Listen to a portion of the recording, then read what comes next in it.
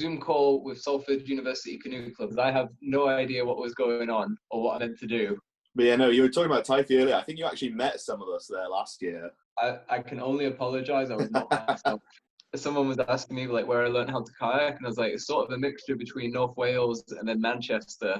And I was saying like Manchester doesn't really have white water; it has like brown water. It's pretty gross, but it's cool that those rivers are there. Well, here we are. Good to meet everyone.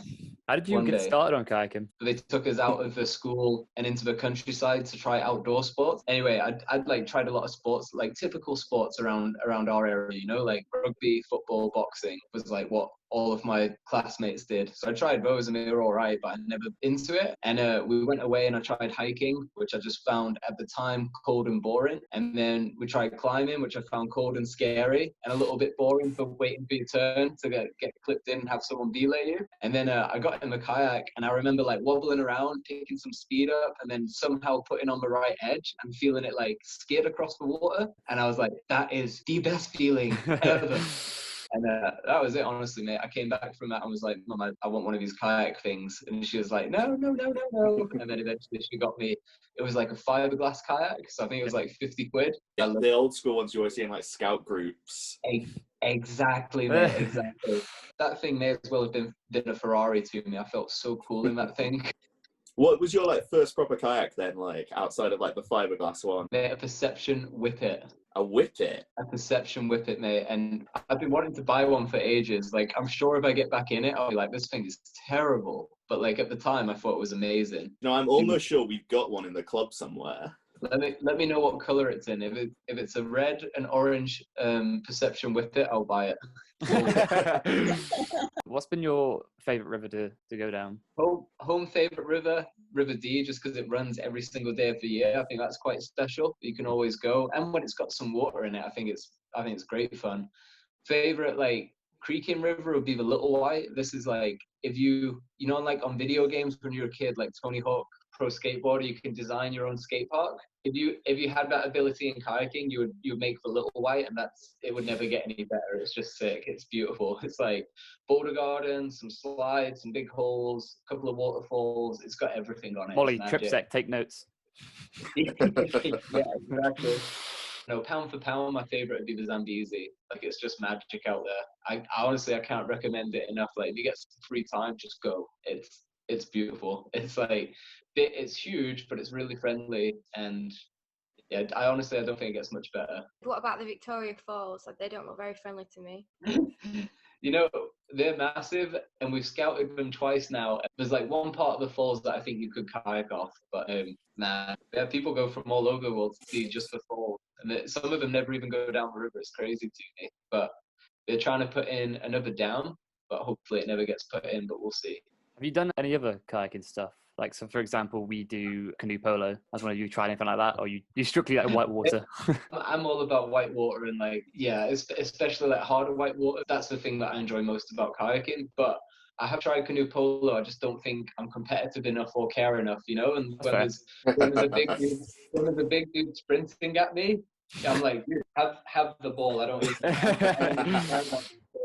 But yeah, mate, there's a couple of Belgian kayakers that I know, and obviously there's no rivers or white water in Belgium, but they're mad about the canoe polo. They're always trying to sell it to me. If you're ever in Salford, you're welcome to come for a game.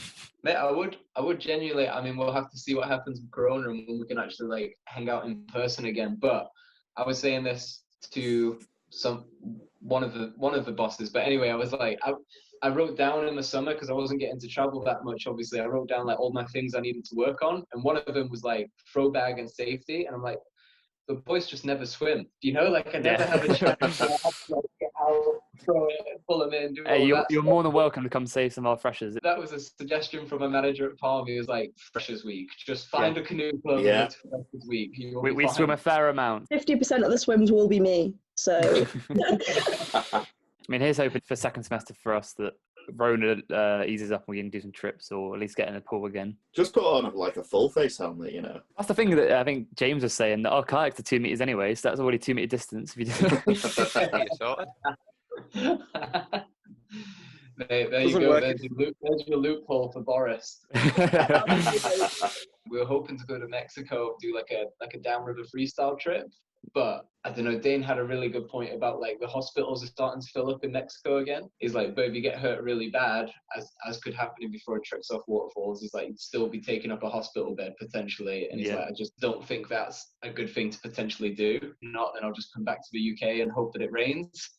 And but yeah, I don't know. My backup plan, if I can't get anywhere, is to go to the Zambezi from like January till February and just stay there.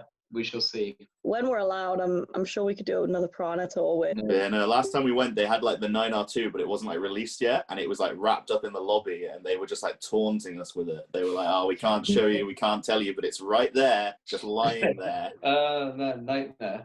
Dude, I remember my first time going to the kayak factory and it was like Santa's workshop to me, you know? Yeah. So all we hope is that we're allowed to go to NSR. That's normally our big trip of the year. Fingers crossed, team. When did you learn all your skills, all the freestyle and stuff like that? Is it something you just picked up with mates as you were doing rivers and that, or? You learn the basic skills and then your comfort zone is up and you start looking for harder rivers. Yeah. But obviously to do that, you've got to chase the rain and the levels. And I did it a few times and we never ended up catching anything. And we would just, you know, we'd drive around North Wales all day long until it was like getting dark. And then we'd go for a quick run on the D and then we would drive home. And I was like, well, I'd rather just hang out on the D all day and learn. That was sort of the moment for me where I was like, oh, I'll just do freestyle because then you can be on the water as long as you want. I spent ages at the D, like 2 or 3 times a week, every single week. And then I went to, you know, Victuarian, Nottingham. Nottingham I moved to when I was like 15. And that was where I would say I started learning the most because the D is good, but it's not always deep enough with the river level to learn some of the more advanced tricks. Whereas Nottingham's just every single day perfect, you know, like the water might be a bit more polluted some days, but the features are always perfect and you can learn everything. And then got really good at freestyle, went out to the Nile a few times, and then I like randomly got invited to the USA with the American Team Pyranha boys, and that was my first time in a creek boat ever, and that was just absolute baptism of fire trying to keep up with those boys. You said earlier that sort of as a kid you had a kind of clicker moment where you went home and you were like, oh, I want to kayak. Was there a moment similar to that where you're like, I want to do this for a living, like, I want to pursue this? No, mate. Honestly, like, well, I don't know. My goal has always been just to kayak as much as I want, as you know, which is basically I want to kayak almost every day. Yeah. and I was never that fussed about making it a job or anything. Like I thought it'd be really cool, but I was like, you know, whether I'm getting paid from kayaking or I'm working on the building site or doing another job, like the goal will always just be to kayak as much as possible. So yeah, man, I don't know. It wasn't like it just sort of randomly happened, but yeah, mate, just definitely feel lucky for that. But you know, even if I didn't get lucky and have the sponsorship deals, then I would still be going. Yeah, exactly. Starting out, who's your favorite like famous kayaker? Oh, for sure, Rush Sturges. There were so many good kayakers around, but like I love people that can rock just any style of white water, any kayak, they get in it and they're up there with the best, even if that's not the main thing that they do. And seeing Rush with his like big wave freestyle, I think he won the world championships in a hole when he was younger, and then like the tricks he was doing off waterfalls, that really sold me. And then also like all the films he was making, I thought it was so cool. He obviously had his hip hop career on the side as well. And yeah, I don't know. I thought Rush was the coolest kayaker when I was younger, and he's a wicked guy, really cool bloke. Well, I'm also like mildly in love with Noria Newman. Like she's so cute. I'll tell her. She loves that. How did Send come about as like the brand? Mate, I mean, it started off just as a crew with me and my friends making videos and stuff. And then at the time, like when I got sponsored by Jewstone, they had like 1 t-shirt and 2 sets of board shorts, you know, like it was nothing. Mm-hmm.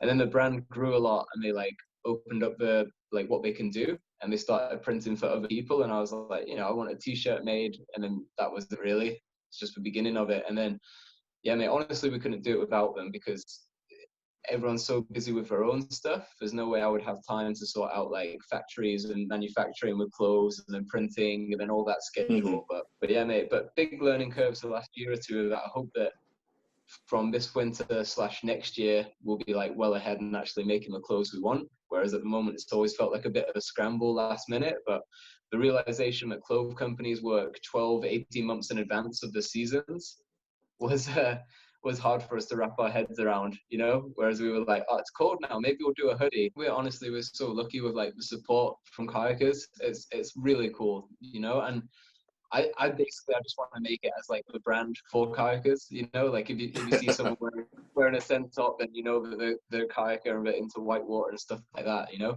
Same way that you know, like Supreme back in the day, that was like a skater's brand, you know, like if you skateboarded hard, you would rock Supreme, but then obviously they went into fashion and just blew up, and now nobody can afford Supreme stuff.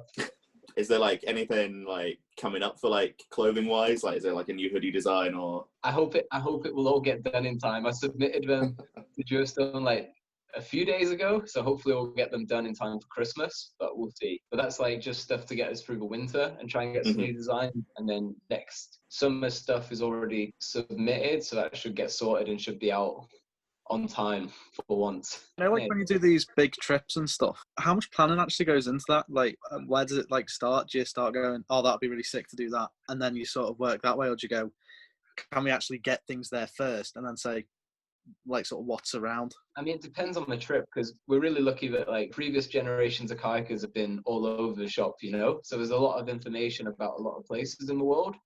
And some of them are easy to figure out logistics and all of that stuff, and then some of them are not. And we tried earlier this year to do like an expedition in Indonesia, and it checked out with like the formulas we have for like Google Earth and what you're looking for in a river to find like class 5, class 4 waterfalls, etc.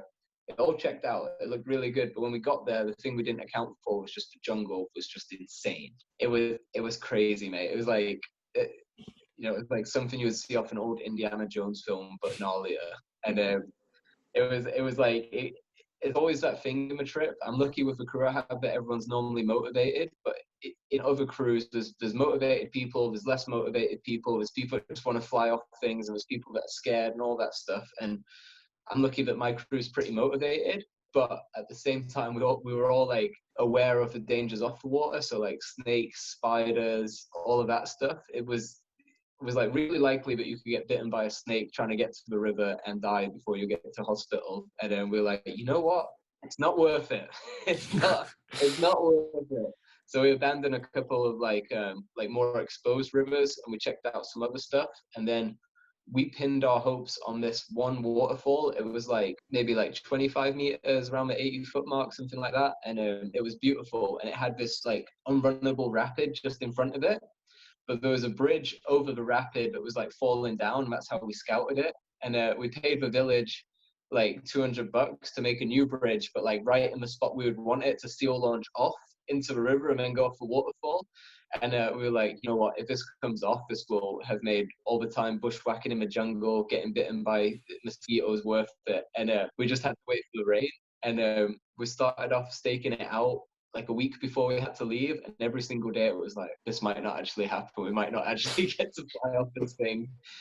And the rain never ended up coming, and we had to get on that flight, and we were so sad about it. But, you know, like, I guess the villagers got a way nicer bridge, and hopefully it will be there when we get to go back to it. But yeah, mate, it's just with trips like that, it's either you win big or you lose. You know, there's very little in between. So yeah, but trips like that, a lot of planning goes into it. And other trips, it's like, especially, I mean, kayaking's an amazing community, you know, like, especially with Instagram and all that stuff now. If I see, you know, there's a lot of times there's local kayakers in an area where I want to go to, and I just hit them up and I'm like, I'm flying in on the 4th, pick me up at the airport, let's go. And it's dead easy. What would be your best tip for new kayakers that are just starting out, like freshers? Obviously, like, just enjoy it goes with it, you know, like, you're not going to be getting into a new sport or hobby for any other reason than to have fun and meet new people. But I think the biggest thing is just, you know, like, it's such a friendly sport, both with the people and the nature of learning, you know, like when I was trying to learn how to kickflip, I almost went to the hospital 2 or 3 times just in my car park outside my house, you know? And the learning curve is brutal. But like in kayaking, if you make a mistake in the swimming pool session or on an easy river, you get a little bit wet and that's it, and you can try again. So I think just appreciate that although at times water can be scary and all of that stuff, by and large, it's a really friendly, fun, safe sport. And yeah, don't let yourself get too scared out there or be put off doing stuff. Just if you have a good crew, just go for it and enjoy it. Well, thank you, Bren. We really appreciate it. Yeah, thank you so much. Cheers. Cheers. Cool. Thank you, everybody, for joining in. Thank guys. Have a good See you later. weekend. See ya. Later, guys. Get your membership and join S.U.C. Salford University Kayak Club now. You guys call yourself S.U.C. The inner 12-year-old boy is fucking dying inside